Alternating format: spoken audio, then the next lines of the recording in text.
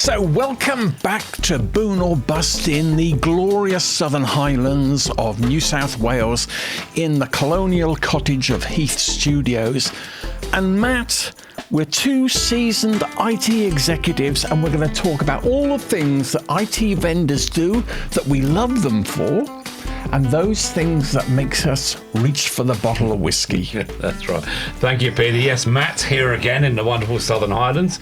And as you said, we're here to talk about one of your favourite bugbears, I would probably call it, Peter, rather than a hobby horse. And that's kind of vendor self-awareness, in inverted commas. Or I guess more critically, in terms of when vendors should know when to, make their point, make their pitch, and perhaps when to pull back a little bit and listen to the customer.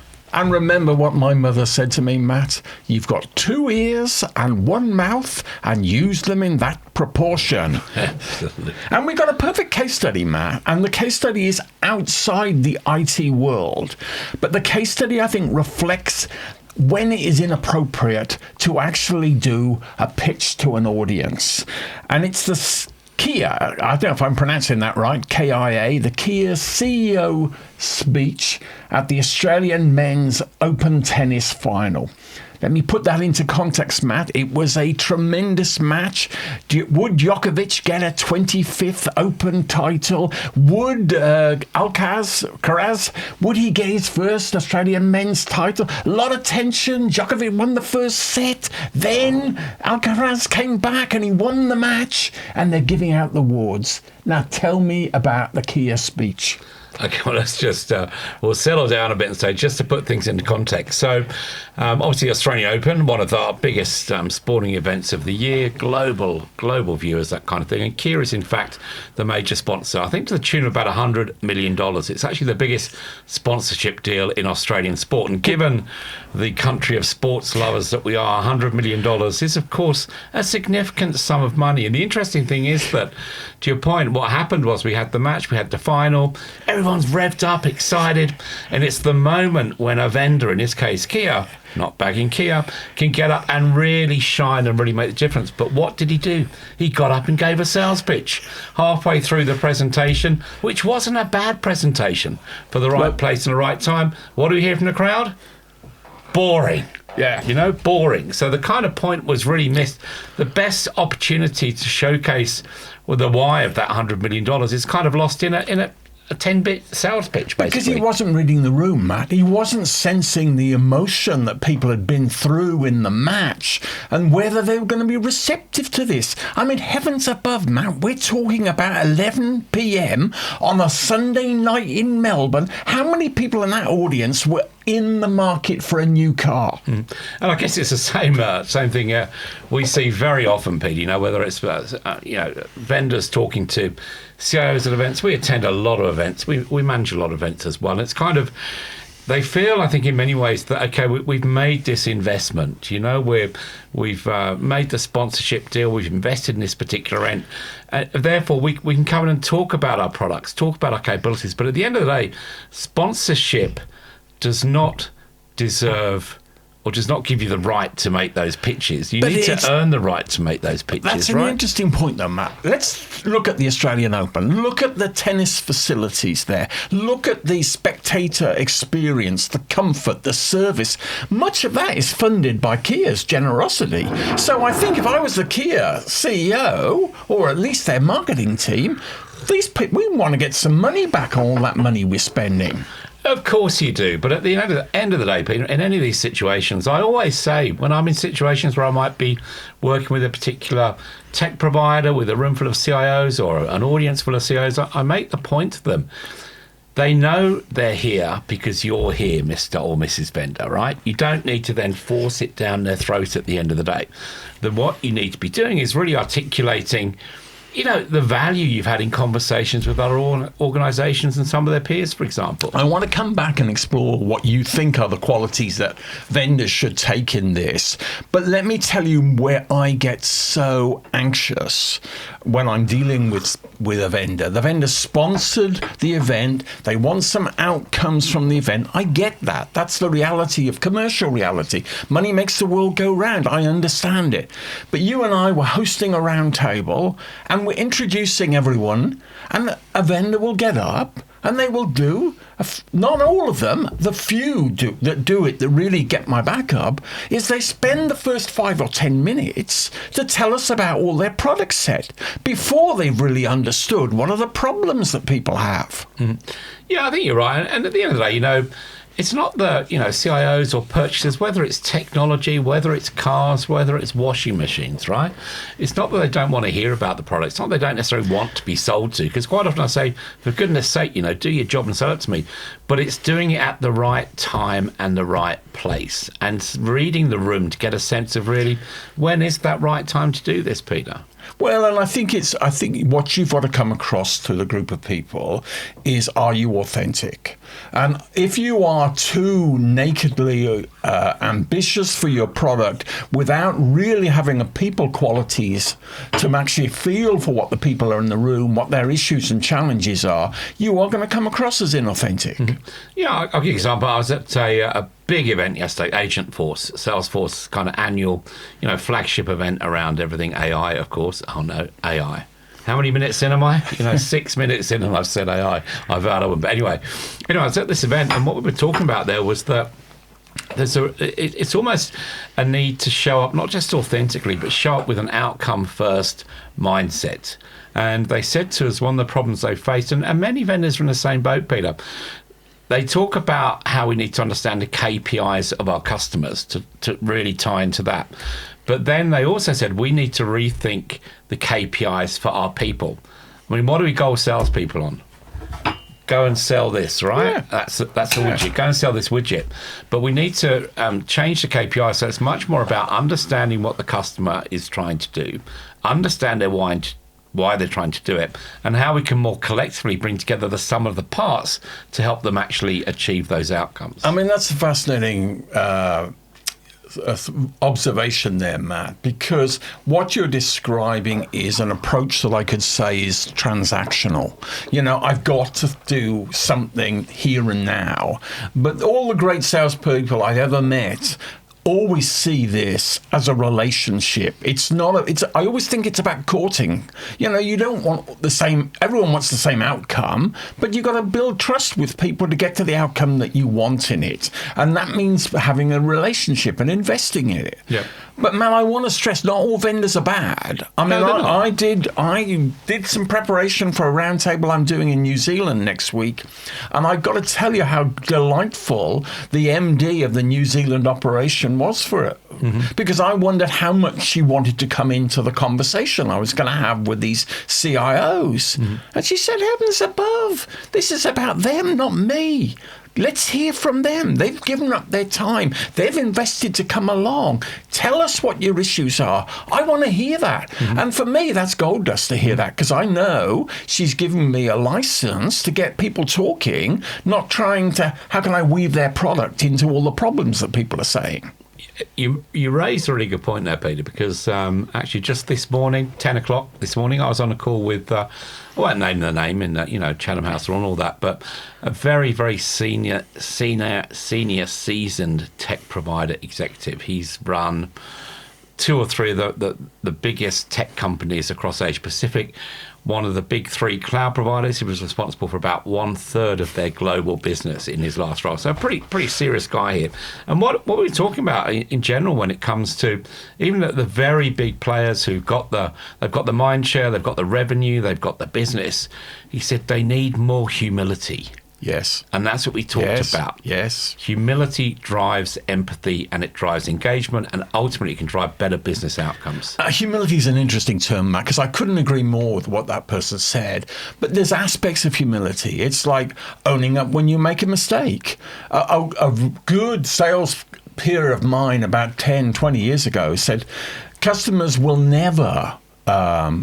if you say, the company's late or delivered late, no one is going to feel sympathy for the customer. But if you say to them, sorry, I made a mistake, I didn't do something, I beg your pardon, it's going to be a little late. If you're humble in that way, people feel empathy towards you and you build a relationship through that. You're absolutely right. And I'm not trying to... big note myself here, Peter, even though I'm accused of it sometimes. But, I've been an IT analyst for, obviously 30 years, whatever. And Obviously, I go into a lot of client meetings representing whichever company, whether it's Adapt right now as supporting Adapt from a sales support point of view.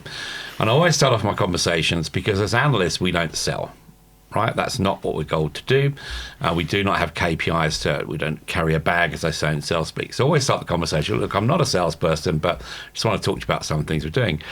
And the number of times I've got to the end of that meeting, the person said to me, for someone who's not a salesperson, you did a very good job of selling to me for the last half an hour. So there's almost a need, I think, for salespeople. We're not denigrating it. We're just saying, don't walk in thinking I'm a salesperson. No, I think that's the key thing here. The world needs salespeople. We all live in commercial organisations. Their success depends on the salespeople. I'm not disputing that at all. But what you're saying there, Matt, is sometimes the sales message has to be more nuanced. It has to be almost subliminal in how you're talking. But here's a problem I see, Matt, and a lot of the IT vendors I deal with, they are parented in America. A lot of the marketing content is created in America. It comes out from America.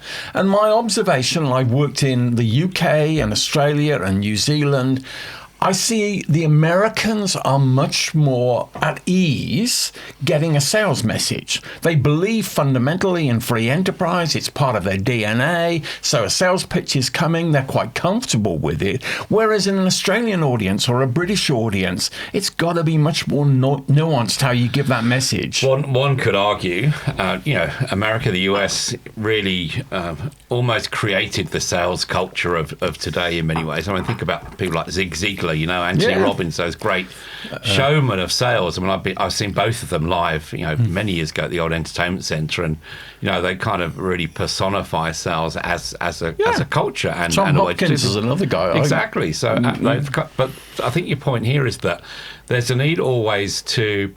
You talked about read the room, for example. So I think the good salespeople typically they turn up not thinking I'm a salesperson, right?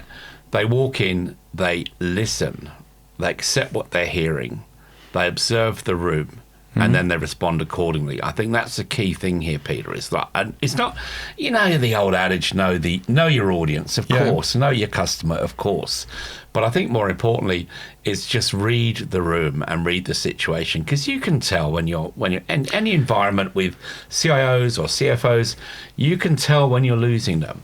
Well, it's not hard to see. I mean, that Kia CEO, his marketing team now are anxiously trying to remove online every reference to that boring type thing. It's gone viral. How can we cut it down? Yeah. But he's failing, and you say the term there, Matt, read the room. Where he didn't read the room was that a time to talk about the Kia product? And it wasn't. He could have said, Kia's got a great product and we're very happy to be associated with a quality tennis match like we've seen today, and you move on. You make people feel comfortable that your support for the organisation. You don't have to mention the product, Peter. All you got to say is you all know Kia.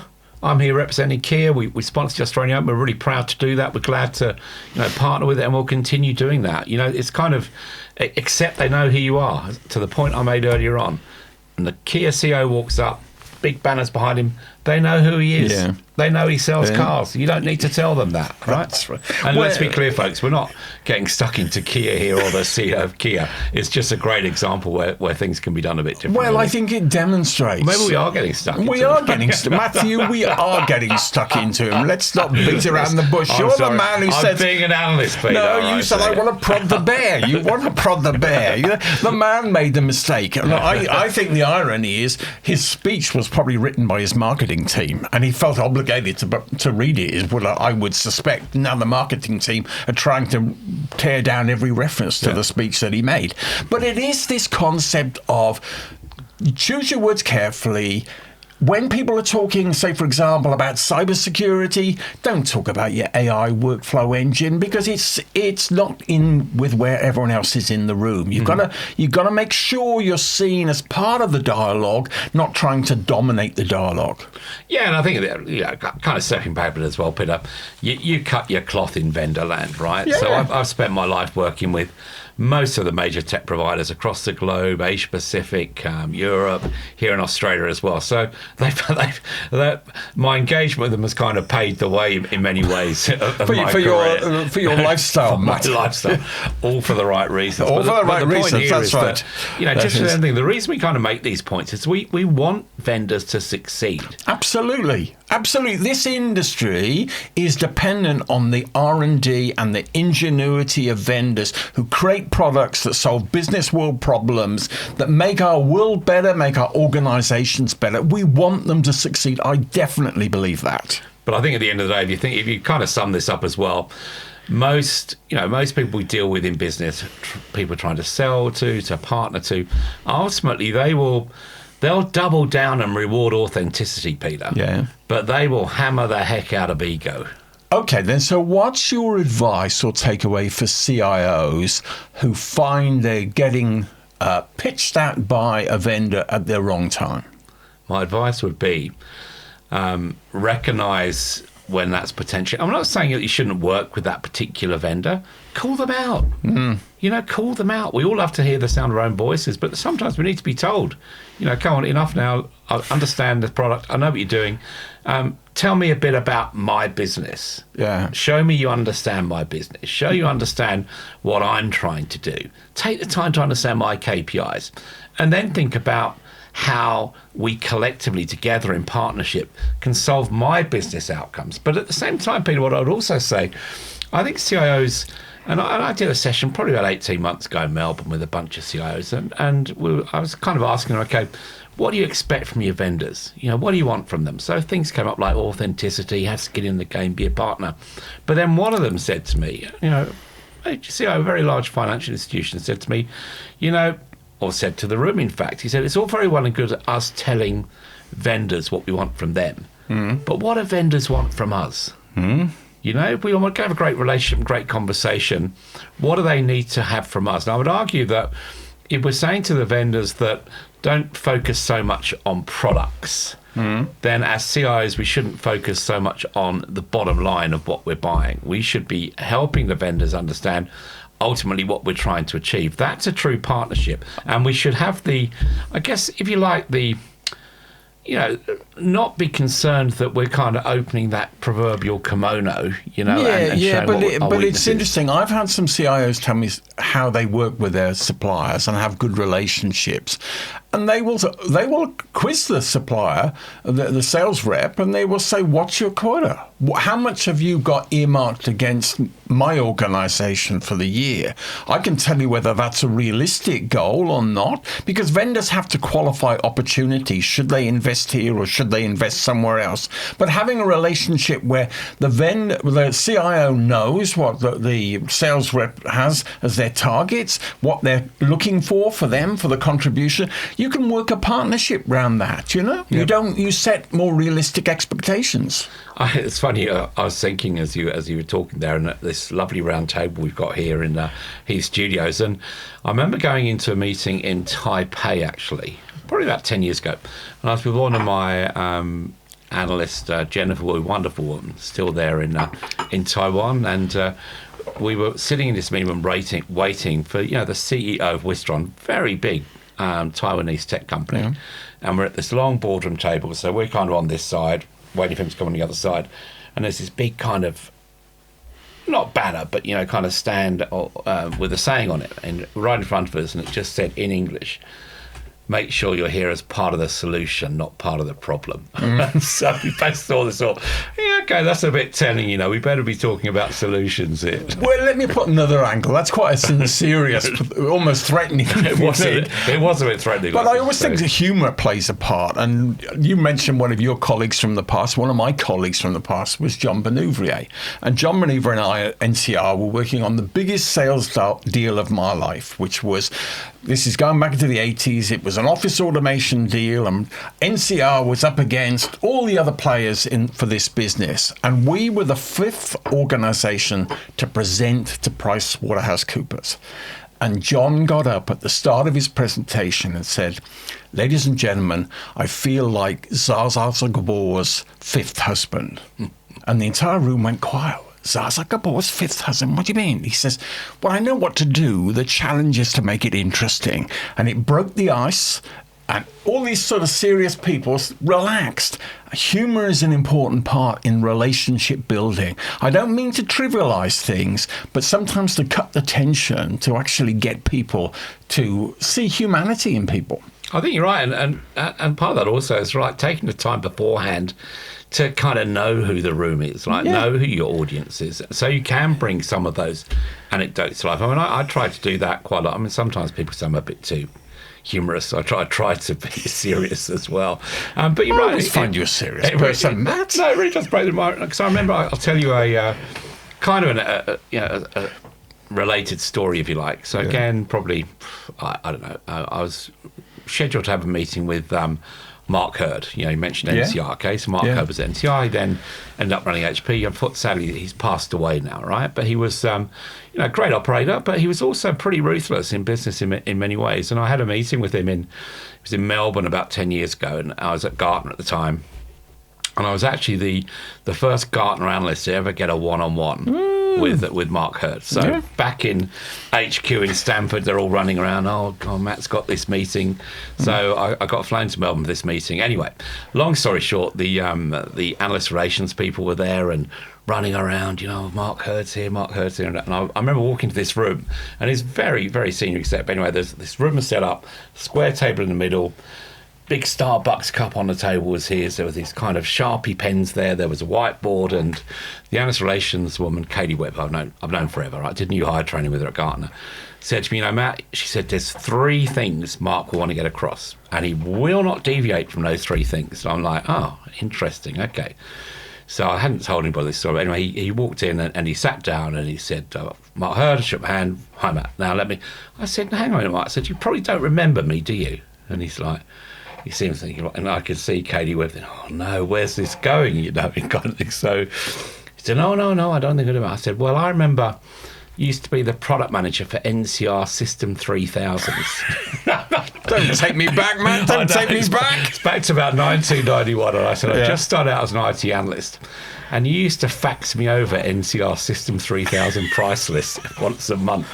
And he kind of sat back, and the weight of the world went off his shoulders. And we spent about 15 minutes talking about the good old days. And I walked out, and Katie Webb Smith said to me, how on earth do you do that?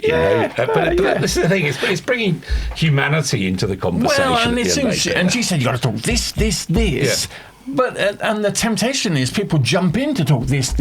But actually, you set the scene correctly. Yeah. Then you talk about this, because the person knows he's dealing with a fellow person. That's the whole thing. We're dealing with humans. We're all dealing with humans at the end of the day. Ultimately, we're all trying to achieve the same thing. Yeah. We all want the same things out of life generally. Yeah. We want empathy, we want respect, we want honesty, and we want to be treated like a peer and a colleague as much as anything else, Peter. Well, and CIOs want to drive the change in their organisation. They need vendors with products to help drive that change. So they've got an agenda. The vendors, people have got sales targets to meet. They've got an agenda. But in the end, they're humans trying to do a job. And if they can connect on that level, then we're going to get the best outcomes.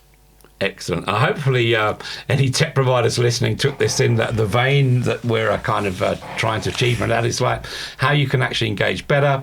CIOs maybe got a bit of language now to push back a bit, but also recognise that we as analysts are really trying to make your lives that little bit easier and a little bit more comfortable with the vendors. Peter, what's your thoughts as we close this one up? My thoughts is, I just want to reiterate what you're just saying there, Matt. It is about people. It is recognising that people aren't trying to rip you off. What they're trying to do is actually do a job and do it effectively. You need help.